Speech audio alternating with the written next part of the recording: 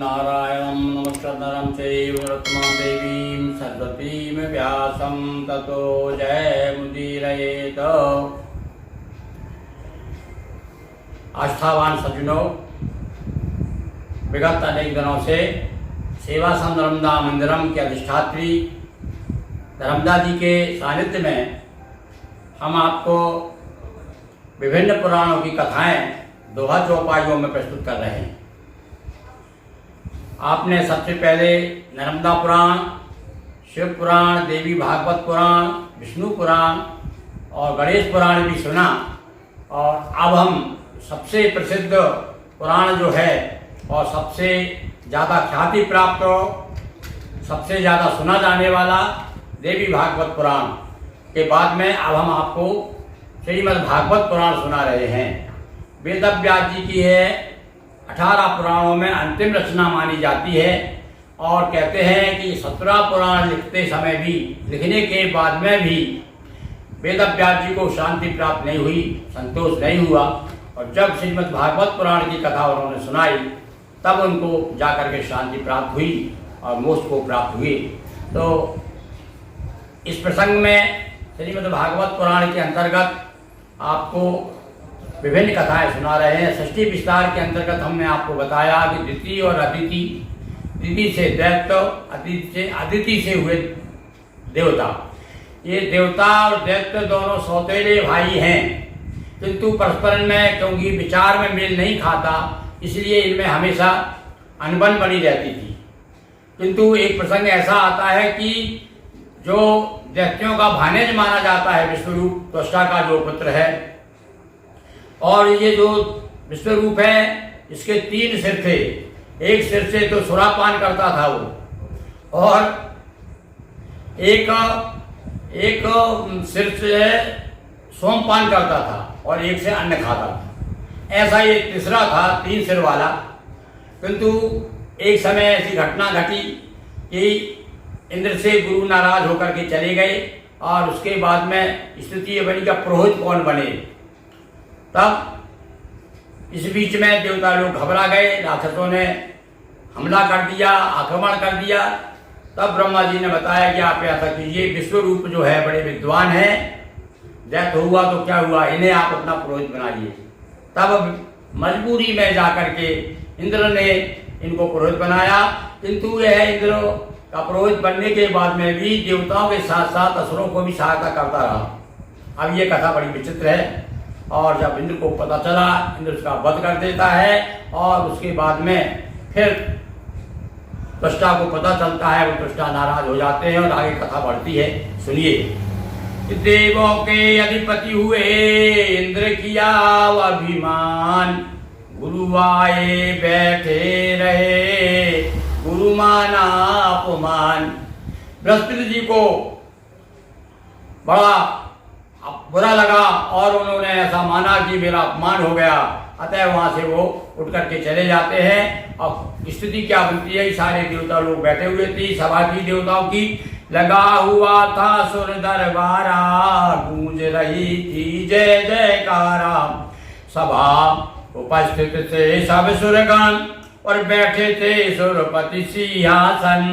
11 रुद्र मरुत 49, ऋभुआदित्य 8 वसुपासा। तभी देव गुरु बृहस्पति आए, और सब देवों ने शीश झुकाए। किंतु इंद्र नहीं आदर कीना, और बैठा रहा नासन दीना। देखिए, हमारे गुरुजन जब आए तो हमको मर्यादा ये है कि खड़े होकर के उनका अभिवादन करना चाहिए, और उनको उचित आसन देना चाहिए। इंद्र ना तो खड़ा हुआ और ना अपने गुरुदेव बृहस्पति का आदर किया। उससे गुरु जी नाराज हो गए। गुरु ने निज माना अपमाना, और ग्रह जाकर भय अंतर जाना। घर तो चले गए वहां से उठ करके, कुछ बोले नहीं इंद्र से, और आकर के अंतर ध्यान हो गए। शुक्र समय का लाभ उठाया, और सारे असुरों को उकसाया। जो ही पता चला, अरे बोले बृहस्पति जी जो है नाराज होकर चले गए, इंद्र अब निहत्ता हो गया, उसका सहारा चला गया, निस्तेज हो गया इंद्र। सारे राक्षसों को मिल करके शुक्र ने, शुक्र जो है देवताओं के गुरु, और शुक्री बृहस्पति की एक दूसरे की खलती रहती थी आपस में। तो उन्होंने क्या किया, देवताओं को आक्रमण के लिए भेज दिया और उस समय भयंकर युद्ध हुआ। उस युद्ध में देवता लोग हार गए। शुक्र समय का लाभ उठाया और सारे असुरों को किसाया। स्वर्ग लोक पर कीन चढ़ाई और विजय मिली सुर दिए भगाई। सारे देवताओं को जीत लिया, भगा दिए मार मार करके। गए देव तब विधि के पासा, रो रो प्रकट की नया विलासा।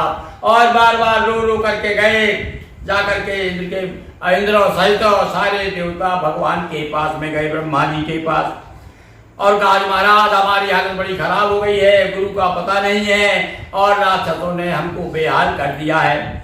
गुरु बिन सभी देव गण हारे और घूम रहे हैं बिना सहारे।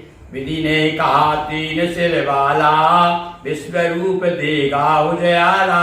अब उसने कहा भाई को सहायता उनसे लो, पुरोहित बनाओ उनको बोले जो तीन सिर वाला है, जो एक सिर से सोमपान करता है, एक सिर से शराब पीता है और एक सिर से अन्न खाता है।